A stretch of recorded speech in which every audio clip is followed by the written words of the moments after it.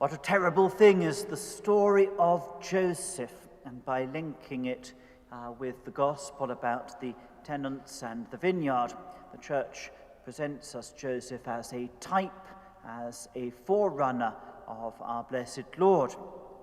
And when we look at the events of Joseph and his brothers, we can see not much has changed in human nature since then. Jealousy leads to resentment, which leads to violence.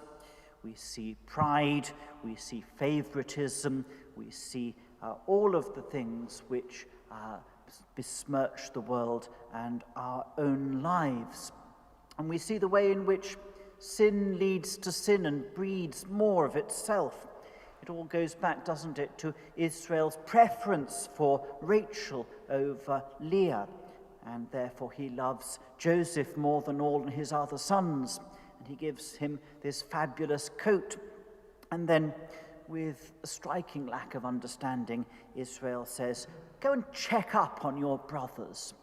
Imagine the younger brother comes along to check up on them. And more than that, he's wearing the nicest clothes. And he's Joseph, age 17.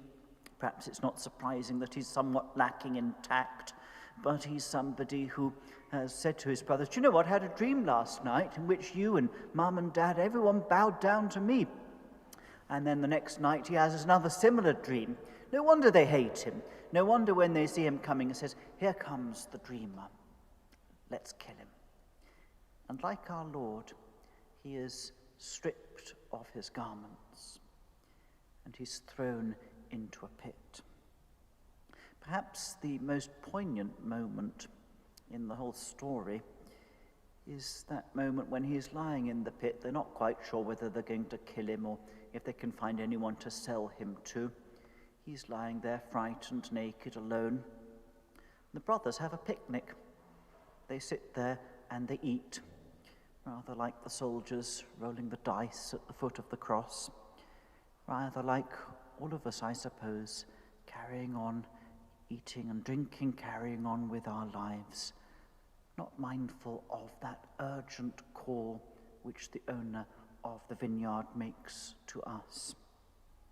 But just as Joseph's being sold into slavery leads 2 decades later to a redemption of the whole family, so too our Lord's being sold, betrayed, handed over, the word is the same. In the same way, he too leads to our redemption. Jacob is deceived. He thinks his son is dead. And in a sense, this again is paying him back for his own deception of his father Isaac. Remember, he deceived him with the goat skins and the cooked goat and the smell of Esau. And he is deceived in his turn when they bring him the multicolored garment which has been dipped in the blood of a goat. The themes continue on. Our Lord is the sacrifice which is made for sin, and it would seem as though that is the end when he is hung upon the cross, and yet he becomes the keystone. Joseph is the first person in recorded human history who forgives other human beings. The brothers can't quite believe it when he reveals himself and he says, "I am Joseph, your brother."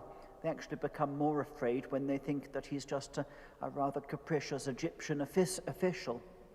Now comes the moment of reckoning, they think. In the same way, after the resurrection, when St. Peter stands up in Jerusalem and says, "This Jesus whom you put to death, he is back, he has risen." And the people listening are struck with a great fear. "What shall we do then?" they ask. Even after Israel's death, Joseph has to remind his brothers again of the power of forgiveness. So these two stories get to the very heart of the meaning of our redemption.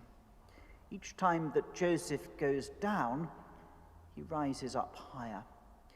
He's lowered into the pit and sold, and yet he goes into the house of Potiphar and he is trusted and he's raised up, only to fall further down into the dungeon of Pharaoh, and yet he rises up and becomes the second in the land. And it is always by following our Lord to his cross and realizing what Joseph says to his brothers when he forgives them, when he meets them 23 years later. And he says to them, "You intended this for evil, but God meant it for good." So too we can see the pain and the sacrifice and the negative events in our lives and the anguish that we go through at times. Others may intend this for evil, but God intends it for good, if only we can look into the loving purposes of his providence, that he whom we stripped and hung upon the cross has by that very means which we intended for evil brought about the greatest good.